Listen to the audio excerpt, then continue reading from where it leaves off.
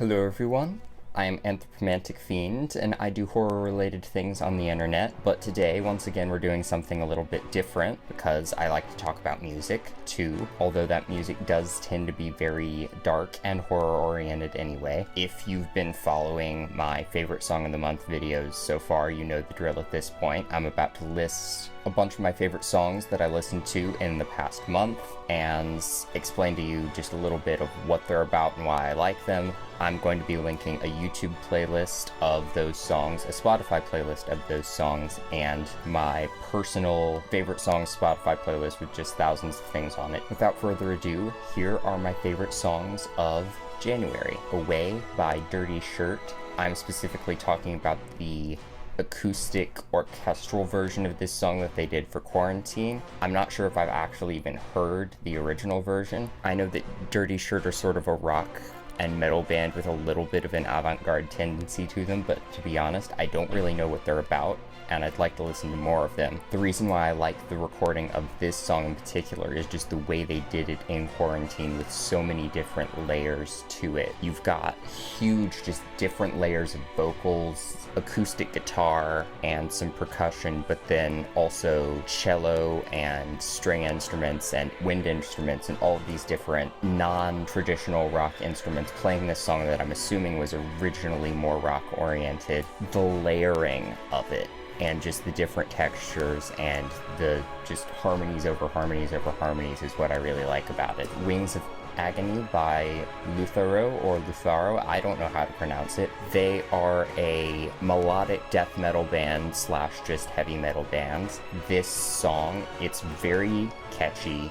It's very, very heavy but melodic in the same vein as a melodic death metal band like Arch Enemy. Lots of great guitar harmonies, really punchy guitar sound, amazing growling vocals, but also just these wailing, traditional metal, power metal vocals. Some melodic death metal sounds very triumphant. This sounds very, very sinister, which I like. If you like bands like Arch Enemy or At the Gates or any kind of melodic death metal or just punchy melodic metal in general, I recommend checking this out. Chemical Redemption by Delane. Probably will have heard about this when I talked about my favorite albums of 2020 a little while ago, because it is off Apocalypse and Chill, which was one of my favorite albums of 2020, but I kind of cheated there because I didn't actually listen to those songs in 2020, but that's neither here nor there. It was really hard to pick one song in particular off the album, so I didn't, but I couldn't just name every single song on the album. I picked this song because I think it exemplifies what Delane are doing on this album that makes it so interesting to me, and that is mixing symphonic metal with their punchy, beefy guitar sounds, and then the influence of 80s synth pop to some extent. Especially on the chorus of this song, you can feel that kind of 80s synth pop influence. There's this almost mechanical sound to the vocals on the chorus. It's this mixture of elements of different styles of music that I like that work really well together, but I honestly don't hear them together often enough and done in this specific way. So I like what Delane were doing with their sound on this album. I got more into detail on that in general in my other video, but I just really love their songwriting and the mixture of genres and elements, and just the guitar solo on this song is amazing. To follow that up, I said I didn't pick just one song because I had to pick two, because Combustion by Delane is that good. The reason I didn't just pick Combustion, because it is my favorite track off of Apocalypse and Chill, is because it is an instrumental song, and I wanted to give Charlotte's vocals and lyric writing some credit. This track really took me off guard. I was like, ooh, an instrumental. Is it going to be really, really majestic and symphonic? And it is to some extent, but it's something very different than what I was expecting. At first, you've got swirling synths, and then the drums kick in, and you've got some very 80s inspired bendy guitar soloing. Following that, you then get this really, really aggressive, djenty guitar stuff. Some of the just crazy guitar instrumental stuff that they veer into after that reminded me of almost a band like Dream Theater. It's just the band showing off as players, but it never just turns into shredding for the sake of shredding. There's always this really good sense of groove and melody going on, which I liked. Dance by Cellar Darling. Cellar Darling are kind of a progressive metal band. I don't really know how to classify their sound, but they are made up of Anna Murphy, Ivo Hinze, and Merlin Suter. I hope I pronounced all of those correctly, who are all former members of Helveti, who are a favorite band of mine. They're a folk metal band, and they all moved away from that project to do their own thing as Cellar Darling, which has some folk instrumentation used, but it's not adhering to any one particular genre. There is definitely, looking at this song in particular, this very kind of doomy influence to everything. There's obviously Anna's hurdy-gurdy playing, which I like. We also have a flute solo and a piano section, and it's atmospheric while still being extremely heavy and featuring a lot of different changes, which is typical of Cellar Darling. There really isn't another band that sounds like them, so you really do just need to listen to this one for yourself. Next up we have 6 Feet Deep by Fablecry. I've talked about Fablecry a bunch already. This is a track off of Fool Me Once, which I already talked about in my favorite albums of 2020 video. This is kind of the climax of the story, and in case you listen to the album, I'm not going to spoil this for you, but a very significant character who's kind of been this really big, powerful figure has died at this point. All of these people are saying, as the song says, he was 6 feet tall, now he's 6 feet deep on the bed of satin where he sleeps. There are a lot of people who wanted this character dead. Now that he is dead, they aren't really sure where to go next. It takes kind of the 30s influence that the rest of the album has, but twists it a little bit and adds this more kind of epic, grandiose flavor to this particular song. And it feels very huge and swelling while still being very, very funereal sounding. The chorus in particular has this big pipe organ behind it. The very end of the song reprises the first track from the album, which is Sleep O Sleep, which is very lullaby-ish sounding, but it is actually kind of saying goodbye to these people that have died and are being buried, and they're now doing the same thing for this character, taking the same melody and the same kind of repetitive lullaby lyrics and amping them up and making them into this huge, big, epic thing, which was really, really cool and added to the musical theater feeling of the whole album because there was this reprise of an earlier theme from the album. The Essence of Silence by Epica. Epica are another symphonic metal band. If you haven't noticed, that's probably my favorite genre of music. This track is very, very typical Epica, and I was surprised I hadn't heard it until very recently. I have to thank Collector Man for his Music I Love playlist. We both have similar tastes in a lot of things, so I kind of check that out regularly. That Epica song was on there, and I hadn't listened to it, so I listened to it, and it was amazing. It features the huge orchestration, the operatic vocals, the really punchy guitar sound, and Mark's growling. I can't really say that there's a lot going on that differentiates it from other Epica songs, but it's them doing what they do best if you like symphonic metal or symphonic death metal even, because they do have that element to their music. I recommend checking this one out.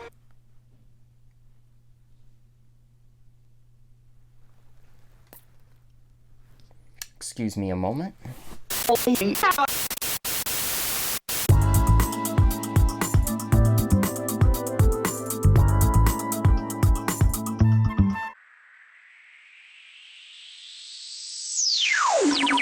So, the cord that I was using to plug in my light for these videos decided to randomly go bad in the middle of the video, so my light died, and I don't think I prepared well enough for this video, and everything is just going wrong today, but I'm going to make this work, I promise. Vintercy with Crack of Light. Vintercy are a fairly new band, at least to me, and they have this really cool mixture of prog metal and this really ethereal, atmospheric sound with black metal, which is not a new thing at all.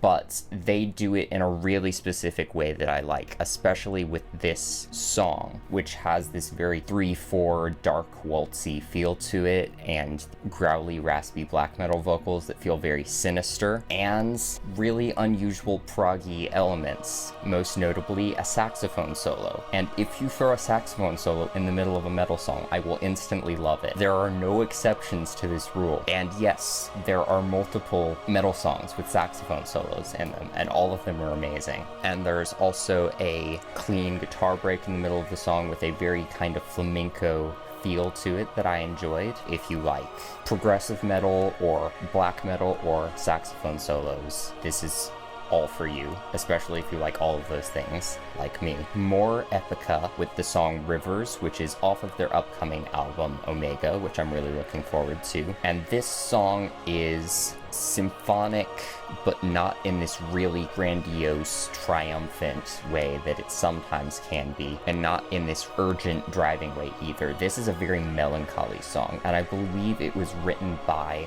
their bassist, who is much more influenced by the doom and gothic end of things, and that comes across in this song. It's very, very melancholy and very introspective, but it's doing that dark, melancholy, gothic introspection with usual Epica Flare. So you've got full orchestral backing, you've got Simone's vocals, and you've got a children's choir, I think, which adds to the melancholy beauty of the whole thing. If you like sad symphonic metal, this is for you. Next up on here, we have possibly the ultimate meme, which was created very unexpectedly by Flesh God Apocalypse, who are a symphonic death metal band. At the very, very beginning of 2020, midnight on New Year's Day, they released Blue Turns to Red, which is a cover of the song Blue by Eiffel 65, which is this admittedly really annoying pop song that has become a meme at this point. They covered it as symphonic death metal. They did not change any of the lyrics, they didn't change the melody,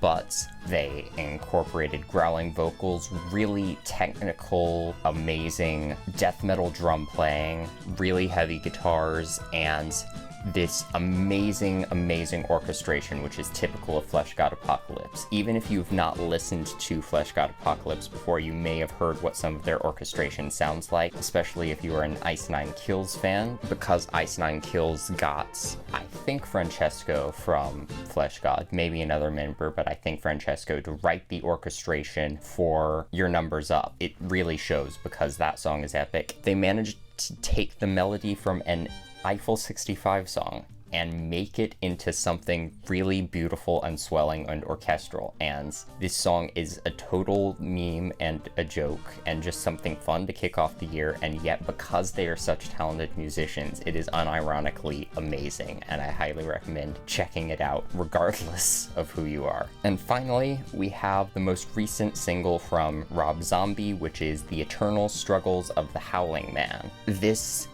feels like classic Rob Zombie or even White Zombie. It's up-tempo and driving in the same way a song like Black Sunshine is, with that same kind of chugging, fast, almost thrashy riff. It really allows John 5 to show off his guitar playing skills. You've got some kind of shreddy parts in there.